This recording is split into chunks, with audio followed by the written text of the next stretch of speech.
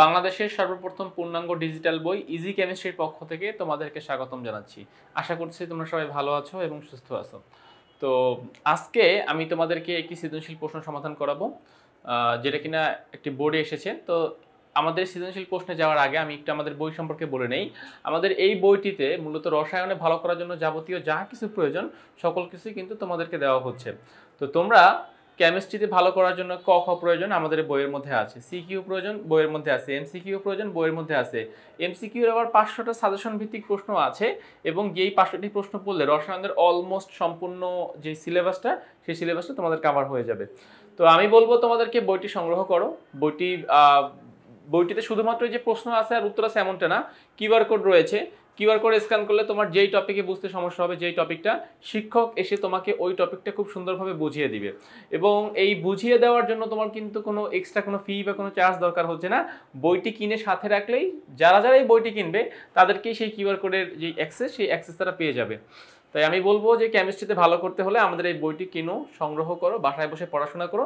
সমস্যা হলে কিউআর কোডের ভিডিওগুলো দেখো, দেখে বোঝার চেষ্টা করো। আশা করতেছি তোমরা সফল হবে, ইনশাল্লাহ তোমরা কেমিস্ট্রি ভালো মতো বুঝবে। তো আমরা এই পর্বে যাচ্ছি একটি বোর্ড প্রশ্নে। দেখো আমরা সমাধান করব সিলেট বোর্ড 2021-এর একটি প্রশ্ন, সিলেট বোর্ড 2021। তো এখানে আমাদেরকে দৃশ্যকল্প দেওয়া হচ্ছে, দুইটা দৃশ্যকল্প। আচ্ছা, তো দৃশ্যকল্পে একে কি বলতেছে দেখো, তিনটা মৌল এক্স, ওয়াই এবং জেড, তিনটা মৌল আছে। এক্স মৌলের আয়ন হচ্ছে এক্স প্লাস, ওয়াই মৌলের আয়ন হচ্ছে ওয়াই টু প্লাস, জেড মৌলের আয়ন হচ্ছে জেড মাইনাস, এবং সৃষ্ট আয়নে ইলেকট্রন সংখ্যা, অর্থাৎ যে আয়ন আমরা তৈরি করবো সেই আয়নে কয়টি ইলেকট্রন আছে সেগুলো আমাদেরকে বলে দিচ্ছে। দৃশ্যকল্প 2-এ বলতেছে যে কিউ একটি মৌল যার একটি পরমাণুর ভর 6.64 10⁻23 গ্রাম। আচ্ছা, গেল। এবার আমাদেরকে ক খ গ ঘ এর প্রশ্ন করা হচ্ছে। তো ক নাম্বার প্রশ্ন এই সৃজনশীলের, সুপ্ত যোজনী কাকে বলে? অ্যান্সার কি হবে? সুপ্ত যোজনী হচ্ছে কোনো মৌলের সর্বোচ্চ যোজনী এবং সক্রিয় যোজনীর যে পার্থক্য, সেই পার্থক্যকেই সুপ্ত যোজনী বলে। অর্থাৎ কোনো যৌগের মধ্যে মৌলটা যে যোজনী ব্যবহার করে সেটা হচ্ছে সক্রিয় যোজনী, আর ওই মৌলের সর্বোচ্চ একটি যোজনী আছে। তাহলে যারা একাধিক যোজনী দেখায়, যারা একাধিক যোজনী প্রদর্শন করে, এদের সর্বোচ্চ যোজনী এবং সক্রিয় যোজনীর যে পার্থক্য, সেই পার্থক্যকেই সুপ্ত যোজনী বলে। নাম্বার 1 প্রশ্ন শেষ। নাম্বার 2, প্রোপানল একটি পোলার যৌগ ব্যাখ্যা করো। প্রোপানল একটি পোলার যৌগ ব্যাখ্যা করো। আচ্ছা, সো ফার্স্টে আমরা সব প্রোপানলের একটু গাঠনিক সংখ্যাটা দেখি, CH3 CH2 CH2 OH। তো এই জায়গাতে আমরা OH-টাকে একটু ভেঙে দেখালাম। এখন কেন? কারণ দেখো, অক্সিজেনও একটা অধাতু, হাইড্রোজেনও একটা অধাতু, এবং এই যে বন্ধন, এই বন্ধনে আছে তোমার দুইটা ইলেকট্রন। ফলে অক্সিজেন হচ্ছে কি, অক্সিজেনের তড়িৎচুম্বকতার মান কত? 3, আর হাইড্রোজেনের তড়িৎচুম্বকতার মান হচ্ছে 2.1। তাহলে হাইড্রোজেনের তড়িৎ ঋণাত্মকতার মান অক্সিজেন থেকে অনেক বেশি। তো সেই হিসাবে আমরা বলতে পারি যে বন্ধনে শেয়ারকৃত ইলেকট্রন অক্সিজেন নিজের দিকে টেনে নিয়ে ডেল্টা মাইনাস হবে, আর হাইড্রোজেন হয়ে যাবে কি delta plus. Oxygen delta minus আর হাইড্রোজেন ডেল্টা প্লাস। যেহেতু এই যৌগের মধ্যে আমি একটা মেরু তৈরি করতে পারতেছি, সেহেতু আমরা এটাকে কি বলতে পারবো? পোলার যৌগ বলতে পারবো। আমরা এটাকে পোলার যৌগ বলতে পারবো। ও, অক্সিজেনের তড়িৎ ঋণাত্মকতার মান 3.5, সরি 3 না, 3.5। অক্সিজেনের তড়িৎ ঋণাত্মকতার মান 3.5। আচ্ছা, তোমরা এভাবেও চিন্তা করতে পারো। আবার চাইলে কিন্তু আমরা কার্বনের সাথে অক্সিজেনেরও একটা পার্থক্য তৈরি করতে পারি। কার্বনের তড়িৎ ঋণাত্মকতার মান 2.5। সো অক্সিজেন চাইলে যে কোনো সাইড থেকে, কার্বন প্রান্ত হোক অথবা হাইড্রোজেন প্রান্ত হোক, যে কোনো প্রান্ত থেকে সে ইলেকট্রন, মানে শেয়ারকৃত ইলেকট্রনকে সে নিজের দিকে আকৃষ্ট করতে পারে বা নিজের দিকে টেনে নিয়ে যেতে পারে। ফলে যার থেকে ইলেকট্রন চলে যাবে সে হয়ে যাবে ডেল্টা প্লাস, আর অক্সিজেন হবে কি ডেল্টা মাইনাস। তো আমি যে এই যে একটা মেরু তৈরি করতে পারলাম, এই মেরু তৈরি করতে পারার কারণে আমরা বলতে পারি যে ইথানল একটি, প্রোপানল একটি পোলার যৌগ। প্রোপানল একটি পোলার যৌগ। আচ্ছা, এবারে আসে গ নাম্বার প্রশ্ন। উদ্দীপকের কিউ মৌলটি পর্যায় সারণীর কোন ধাতব মৌলকে নির্দেশ করে? গাণিতিকভাবে ব্যাখ্যা দাও। তাহলে আমার কাছে কি আছে? কিউ মৌলের একটি পরমাণুর ভর আছে, কিউ মৌলের একটি পরমাণুর ভর আছে। আমরা এখান থেকে এটার গাণিতিক যে সমস্যা, সেই গাণিতিক সমাধান আমরা দেখবো আর কি। তো দেখো, তাহলে সূত্র হচ্ছে কিউ মৌলের আপেক্ষিক পারমাণবিক ভর। খেয়াল করো, কিউ মৌলের আপেক্ষিক পারমাণবিক ভর ইজ ইকুয়ালস টু কিউ হবে ইজ ইকুয়ালস টু কিউ মৌলের একটি পরমাণুর ভর ডিভাইডেড বাই কার্বন 12 আইসোটোপের ভরের 1/12 অংশ। সো কিউ মৌলের একটি পরমাণুর ভর ডিভাইডেড বাই 1.66 × 10⁻⁴ -24। এখন এই যে 10⁻24 আমি লিখলাম, এটা কেন? কারণ আমরা জানি যে কার্বন মৌলের আইসোটোপ আছে, কার্বন 12 আইসোটোপের যে ভর, সেই ভরের 1/12 অংশকে, সেই ভরের 1/12 অংশের মান কত? 1.66 × 10⁻24। তাহলে কিউ মৌলের একটি পরমাণুর ভর আমরা প্রশ্ন থেকে পাচ্ছি, আর ডিভাইডেড বাই 1.66 করলে এই কিউ মৌলের আপেক্ষিক পারমাণবিক ভর কত আসলো? কিউ মৌলের আপেক্ষিক পারমাণবিক ভর আসছে 40। কত? 40। এবার আমাকে এটা মনে করতে হবে যে আসলে 40 ভর বিশিষ্ট পরমাণু কার আছে, যে ভর 40। তো 1 থেকে 20 এর মধ্যে আমাদের একটা পরিচিত মৌল আছে যার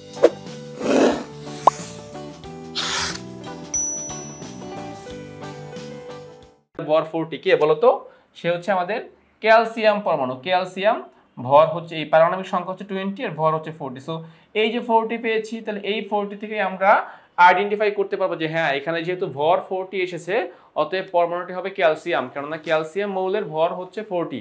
এবার তোমাদের একটা কনফিউশন হতে পারে যে আর্গনেরও তো ভর স্যার 40, তাহলে আর্গন কেন না? এখানে প্রশ্নে বলছে যে কোন ধাতব মৌল, তাহলে আর্গন তো আর ধাতব মৌল না, আর্গন ধাতব মৌল নয়। তো আর্গন ধাতব মৌল না হলে আর্গনকে তো আমরা নিতে পারতেছি না। যদি বলতো কোন নিষ্ক্রিয় মৌলকে বুঝাচ্ছে, তাহলে আমরা আর্গনকে নিতে পারতাম, কিন্তু যেহেতু মেনশন করে দিয়েছে ধাতব মৌল, তাহলে এখান থেকে আমরা বলতে পারি যে উদ্দীপকের কিউ ধাতব মৌলটি হচ্ছে ক্যালসিয়াম।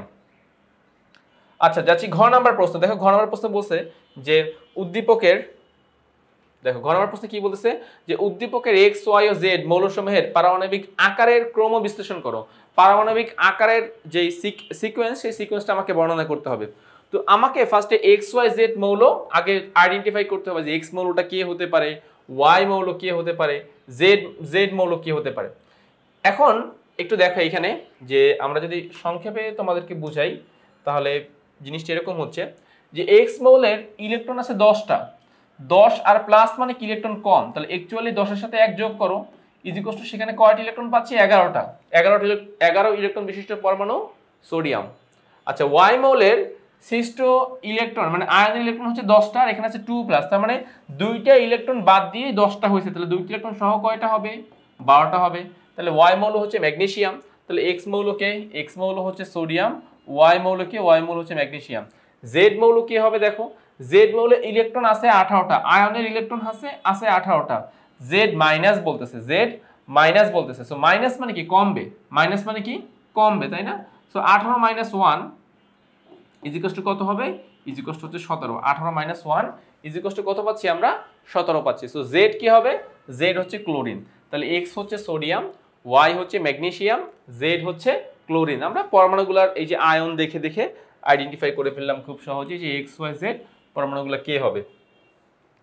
নেক্সট দেখো, তাহলে এখন আমরা যাচ্ছি আমাদের লাস্ট যে সর্বশেষ যে অংশ সেখানে। তাহলে আমরা এক্স, ওয়াই, জেড এই যে পরমাণুগুলো আমরা আইডেন্টিফাই করলাম, দেখো এখান থেকে জাস্ট এই যে ইলেকট্রনগুলো যেগুলো তোমাদেরকে মাত্র দেখানো হলো, সেখান থেকে তোমরা খুব সহজেই এক্স এর ইলেকট্রন সংখ্যা, ওয়াই এর ইলেকট্রন সংখ্যা, জেড এর ইলেকট্রন সংখ্যা, তো সেগুলো বের করলাম। এবারে আসলে ইলেকট্রন বিন্যাস। তো ইলেকট্রন বিন্যাসে আমরা ভিতরের কক্ষপথগুলোর ইলেকট্রন দিব না, ইলেকট্রন বিন্যাসে আমরা ভিতরের কক্ষপথগুলো ইলেকট্রন না দিয়ে আমরা সর্বশেষ কক্ষপথ দেখালাম।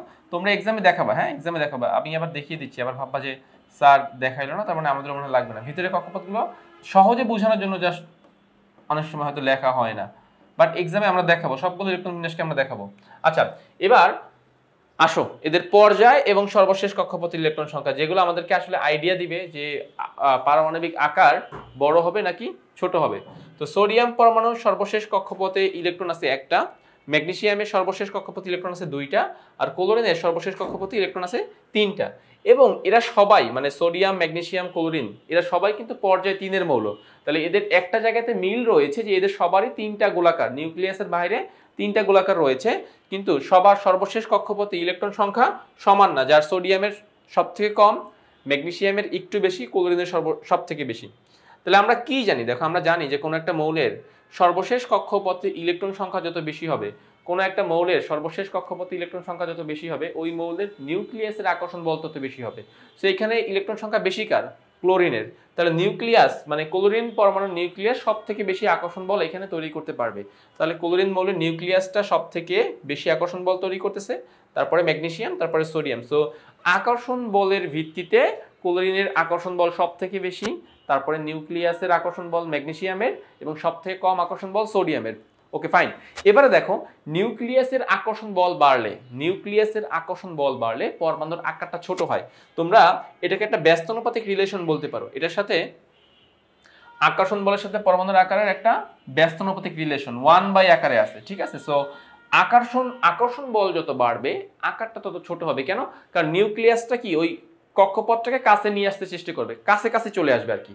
তো সেই হিসাবে ক্লোরিন পরমাণুর আকর্ষণ বল যেহেতু সব থেকে বেশি, তাহলে ওর আকারটা হবে সব থেকে ছোট। সোডিয়াম পরমাণুর এই আকর্ষণ বল যেহেতু সব থেকে কম, তাহলে ওর আকারটা সব থেকে বড়। অর্থাৎ সোডিয়াম পরমাণুর নিউক্লিয়াস তার কক্ষপথটাকে কাছে টানতে পারবে না। তো কাছে টানতে না পারলে সে তো সেই আগের মতো ডিস্টেন্স সে বজায় রাখবে, তার আকারটা বড়ই থাকবে। বাট ক্লোরিন পরমাণুর সর্বশেষ কক্ষপথ ইলেকট্রনগুলো নিউক্লিয়াসকে কাছাকাছি নিয়ে আসবে, ফলে তার আকর্ষণ বলটা আরো বেশি বাড়বে। ওকে, সো ওভারঅল বলা যায় যে পরমাণুর আকার যদি আমরা বিবেচনা করি বড় থেকে ছোট যদি সাজাই, তাহলে সোডিয়ামের আকারটা হচ্ছে সব থেকে বড়, তারপরে হচ্ছে ম্যাগনেসিয়ামের, তারপরে হচ্ছে ক্লোরিনের। উদ্দীপকের যে তিনটা পরমাণু XYZ, এই তিনটা পরমাণুর আকারের ক্রম এখানে জাস্ট বিশ্লেষণ করা হলো। সো আমি আশা করবো যে তোমরা এইটুকু প্রপারলি বুঝতে পেরেছো।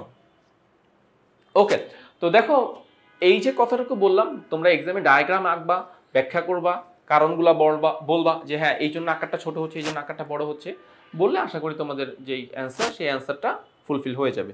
তো আমরা এই সৃজনশীল প্রশ্নটিও সমাধান করে ফেললাম, আশা করতেছি তোমাদের কোনো সমস্যা নেই। তো আমাদের এই ইজি কেমিস্ট্রি বইটি কিন্তু তোমাদের জন্য খুবই হেল্পফুল একটি বই হতে যাচ্ছে, এবং এই বইটি যদি ফলো করো আমি আশা করতেছি তোমাদের যে কাঙ্ক্ষিত লক্ষ্য, যে কেমিস্ট্রিতে 100 পাবো স্যার বোর্ড পরীক্ষায়, সেই 100 পাওয়ার কাঙ্ক্ষিত লক্ষ্যে তোমরা পৌঁছাতে পারবা। তো তোমরা বইটি সংগ্রহ করো, বইটি পড়ো, সমস্যা হলে কিউআর কোডটি স্ক্যান করে ভিডিওগুলো দেখো। আশা করতেছি তোমাদের কেমিস্ট্রি যত রকম সমস্যা আছে সকল প্রকার সমস্যা খুব তাড়াতাড়ি দূরীভূত হয়ে যাবে। তো এই আশা রেখেই আজকের পর্বটি আমি এখানেই শেষ করতেছি। নতুন কোনো পর্বে আবার তোমাদের সামনে হাজির হব। ততক্ষণ সবাই ভালো থাকো এবং সুস্থ থাকো।